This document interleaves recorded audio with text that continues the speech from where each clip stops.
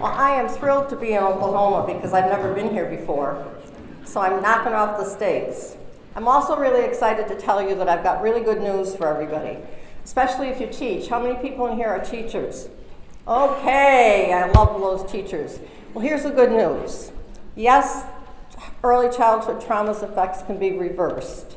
And even more importantly, people who work in schools have two really good resources for making that happen. So I'm going to talk to you a little bit about that. The first one is that one of the things we know about children that have trauma histories is that it interferes with their ability to bond with other people, to attach. And we also know that the effects of trauma really have not as much to do with the events that happen to children, but more about the community of adults who surround them with support. So those of you that work in school, if you can be emotionally available to the children you're working with, you can build their capacity to learn how to attach so that when things happen that are bad in their lives, they can benefit from your protection and safety. Does that make sense? So you need to remember that. I always say when I talk to people about trauma, it's not the event as much as it is whether or not the event occurs in isolation or if it occurs within a community of caring adults who can restore safety. So that's what I want you to hold on to that, because that's something I think all of us in this room have the capacity of doing. Second one has more to do with the role of teaching itself, and I'm going to spend a little bit more time doing that. But let's just first review a few of the things that we've already talked about this morning in terms of what trauma actually does do to the child's developing brain. It basically comes down to this. Children are adaptive. So bad things are happening, they're not sure what they're going to do about it, so they make adaptations that help their survival in the short run, but in the long run slow the progression of the development of the neural networks they need for learning. And these adaptive behaviors interfere with learning, problem solving, and self-regulation. I think it's really important for us to get our heads around the fact that trauma does not just cause mental health problems. It also causes cognitive problems. It is the reason for most of the problems we have for children learning in school or not learning. And so, in order to conquer this problem, we really need to figure out how to engage educators in the process of making things better. And I have to say, I've been an educator for about 1 million years, because I'm like really old. And nobody invites us to things about trauma. We are dealing with the children all day long for 6 hours a day. You can clap if you want to on that one, because it's true. And nobody thinks to invite us to the party. I have never yet known of teachers getting an invitation to mental health conferences on how to deal with the effects of trauma in children. I personally have invited myself to many of these. So we need to figure that out, because teachers really have a lot of on-the-ground understanding of what kids need as they're living through this. And teachers also need the support of the mental health community to deal with vicarious trauma. That's the feelings you go home with every night and dump on your partner. Oh my God, you won't believe what happened to him today. And after a while, your husband or your partner, they just want to go to bed and cover their heads with their pillows so they don't have to listen to it anymore. So I want you to really think about that. We need to get a grip on the fact that this is a cognitive problem as well as a mental health problem. And what are we going to do about it? Okay, so we all know we've heard a lot about all these things this morning, but I do want to focus on a few. The issues that trauma causes among children for learning have to do with very poor self-regulation. And that's because the brain chemistry is interfered with and the reactive brain continues to kind of react more often than we would hope it would as they grow. Their behavior is driven by implicit memories. Now this is a good one for teachers to be aware of, because I don't know about you, but when I taught kids, I taught behavior disordered kids for a long time. And they did some really stupid things. And I'd say to them, "What were you thinking?" And they go, "I don't know." And you know, as I've learned about trauma, they really didn't know. They didn't know, I didn't know, because they were reacting to triggers in the environment that was triggering up implicit memories that had no words to describe them. So don't ask that question anymore, okay? But it's important to get that they're not, the behaviors you see in those children is not necessarily directed at you. It's just unfortunate that teachers are a real trigger because they're parent figures. You know, so every time they look at you, it's like, oh my goodness, what could happen next? Second thing that I want to talk just a little bit about is the language and memory problems of children that have trauma histories. One of the things that makes school hard for them is that children with trauma histories are so focused on whether or not people like them or not, because their safety depends on that, right? And they're very used to being with caregivers who change by the minute. So they're always looking at, what do you look like? How are you looking at me? Do you still like me? Are you gonna hurt me?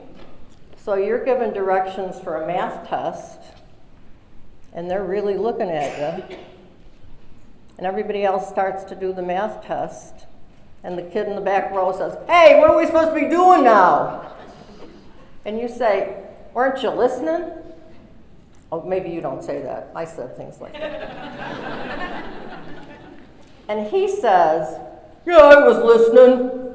Well, you better listen better next time. And what does the kid do next?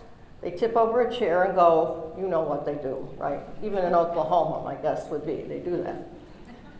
And see, that's the thing about the language development of children with trauma. They're so much focused on our body language and the nonverbal parts of communication that they fail to understand how to use language to convey information. And it gets them in trouble in school all the time. So knowing that, we need to have a little bit of creative ways of letting kids know, you need to pay attention to what I'm saying here. Yeah, I like you as much as I did 10 minutes ago, but you really need to know what I'm talking about right now so you can do your work. That's a really big thing. I'm kind of doing it quick, but it's a really important part of this whole issue of helping children with trauma histories survive in school. And now we're coming to my very favorite one, okay? The interruption of the prefrontal cortex development. This is a big deal. This is like salted nuts to me, so listen to me for just a few minutes. Nature in all its glory gives children with trauma histories a second chance. And the second chance exists in the fact that the prefrontal cortex continues to develop right through the early 20s. Now that's the part of our brain that's supposed to help us think clearly and problem solve. And it can grow through adolescence and childhood if kids are in the presence of adults who know how to work with the prefrontal cortex to grow it, right? That is so exciting, because if they grow a prefrontal cortex, they can learn to give away all that reactive behavior that gets them in trouble all the time.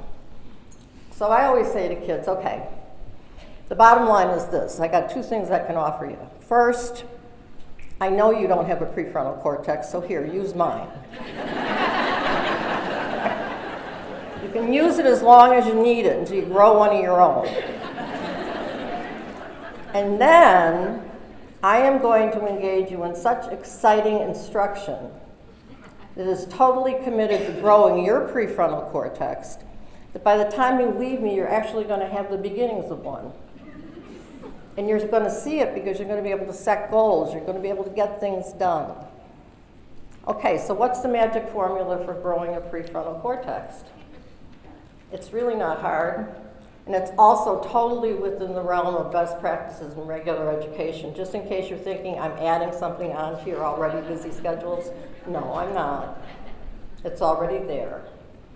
Okay, the first thing you got to do to grow a prefrontal cortex is to give children choices about what they're going to do.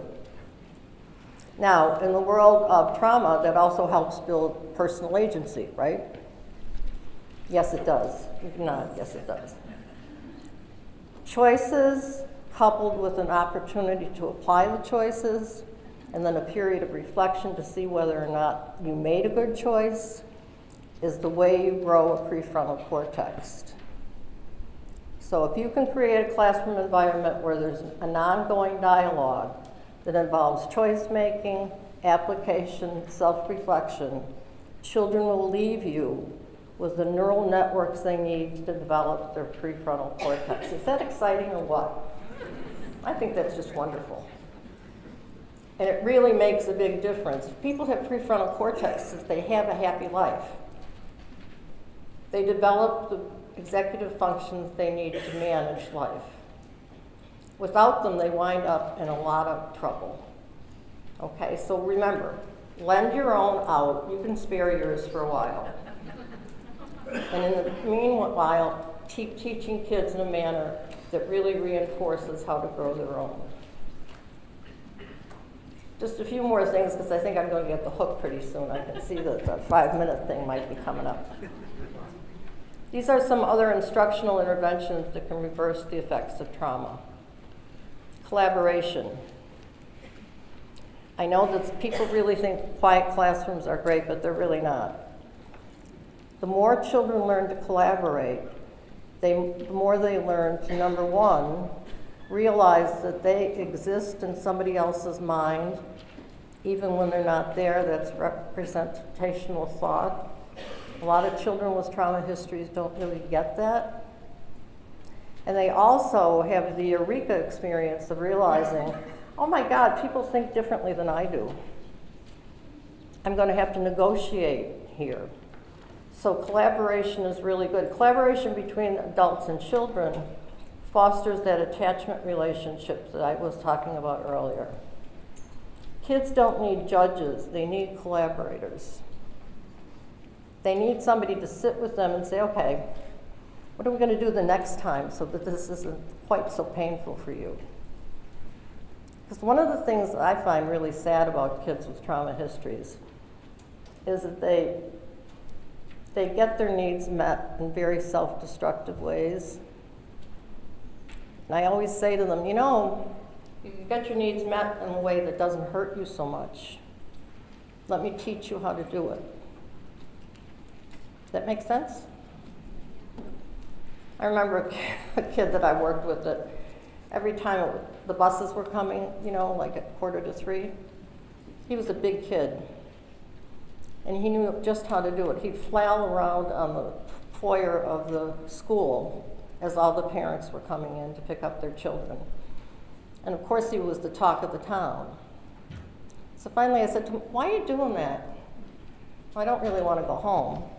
I said, well, if you don't really want to go home, maybe we could just make a deal that you could stay for a while without flailing around for the 15 minutes before the buses come. What do you think? Are you following there? I mean, they do stupid things just so that they can get their needs met because they don't know how to do the thing that get the needs met in a more self-protective way. Okay, other things, interest-driven instruction is really, really wonderful for kids with trauma histories.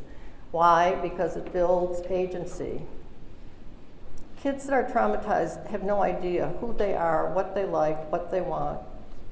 And so the more you ask them, what do you want to do now? And it can be simple in the beginning. You know, do you want to use a red pen or a green pen?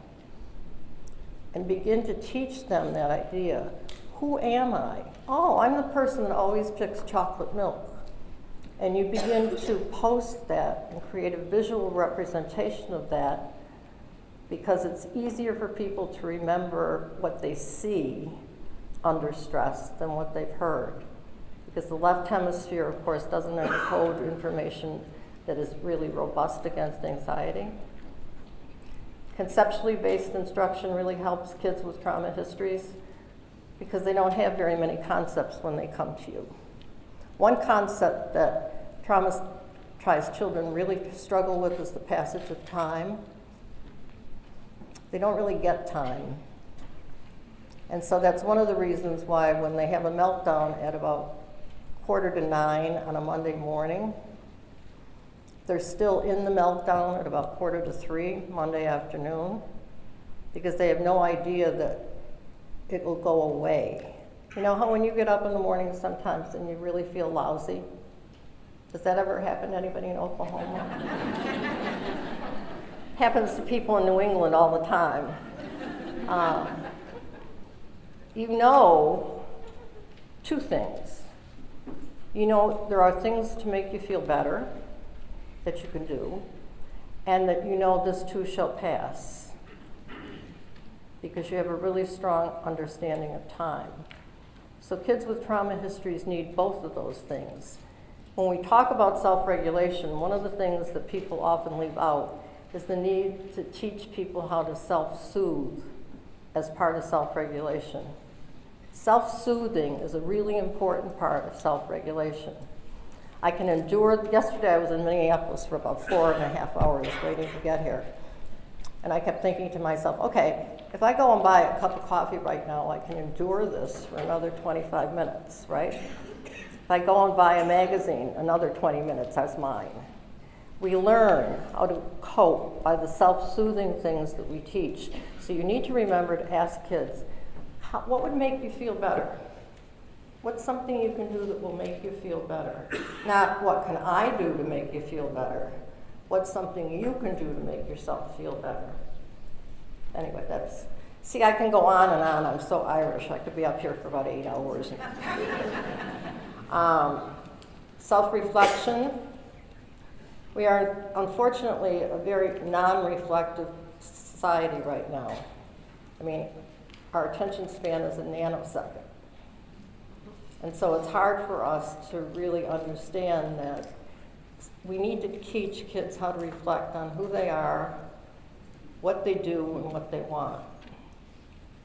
Now, again, because I'm integrating this into teaching practice, so you're not going to tell me it's an add-on, there is not a single best practice in the world of education that does not say, at the end of every class, take a few minutes and have the children reflect on what they've learned and what they would do differently the next time. It's as old as I am. We've been supposed to be doing this forever. But what happens? 2 minutes before the bell rings, okay, put your books away. And the kids that don't need instruction to learn kind of will remember what they learned and they'll integrate it into something else. Kids that need good pedagogy, that's going to go in one ear, out the other, and they'll have no idea of how they spent the last 20 minutes. So that reflective piece is really important. The work that's being done now on mindfulness in schools is a really good example of how you can integrate that reflective piece into your instruction. And so, of course, now I'm back to strengthening that prefrontal cortex. I cannot tell you how important a prefrontal cortex is. Sing about it, talk about it, do anything you can, and teach kids about it. I think one of the things that's emerged from the work that's been done on trauma-sensitive schools is the need to really teach children about their own brain and how it works and what they can do to make it better. There's a lot of good material on the market for kids of all ages to do that. And then, so you can have the conversation about prefrontal, okay, this is really going to help your prefrontal cortex. Let me tell you how it's going to help. Okay, you ready to go with me? Let's do it. So that they have the language and that they have the understanding of what you're really trying to do. So again, just to summarize, I put this slide in here because when I was first teaching, again, because it was about 1900, they used to have these really yucky teacher evaluation forms. Not that they're that much better now, but in those days, they were always evaluating your voice, which I thought was really stupid. I mean, I was like 19, what did I know? But I mean, what the heck? I don't want anybody telling me how to talk. I'm sorry. I'll use my voice the way I want to. But in hindsight, I was wrong. Your voice is one of the most important things you've got to use when you're trying to bond with kids. You can caress them with your voice, you can console them with your voice, and you can really use it to let them know that you really like them. You really have to let kids know that you like them. And use their names, please. I go to a lot of different schools. And it's become my personal challenge if I go back more than once to try to learn the names of the kids in the school, because nobody else ever says hello to them in the hall. So when I'm in the school, I always say hello to them by name. It's like, how hard is that? How hard is that? So your voice is important, as is the intentionality of what you say to children. School should be a lot like therapy, in the sense that you wouldn't go to a therapist twice who just kind of chit-chatted with you off the cuff. I don't think. Don't. If that's what's happening, don't go back. But we need to be aware of that as teachers, that everything we say to children should be intentional. Our goal for them should be in the back of our minds in everything we say to them, because that's our work. That's the work we do, right? And so if you're working with children that have a trauma history, you're trying to build up their personal sense of agency and the fact that they can do something that's worthwhile. Collaboration, we talked about making connections, and the connection piece extends also to helping kids connect with one another. Children with trauma histories are not often liked by other children because they think they're weird. And so teaching kids how to get along with one another and how to become a friend and how to be a friend is also a really important part of trauma-sensitive instruction.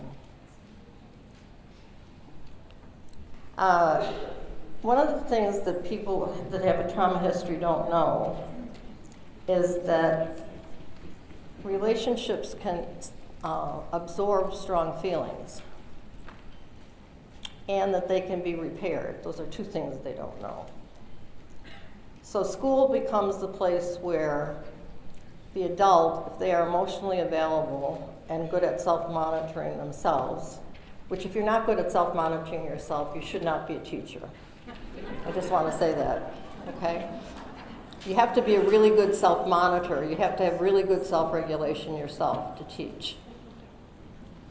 But if you do have those attributes, you can help kids learn that, oh my gosh, yeah, we had a bad day yesterday, but that doesn't mean that we're not still buds. That doesn't mean that we don't still have a relationship.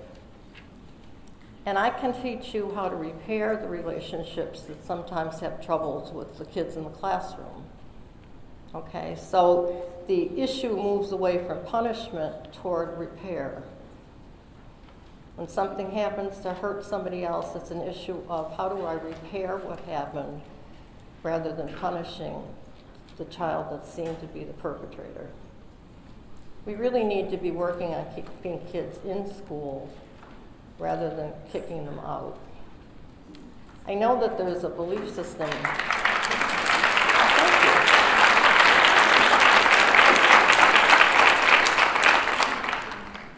I know that there's a belief system that at least has existed in the past, that kids somehow volitionally do things to just aggravate other people.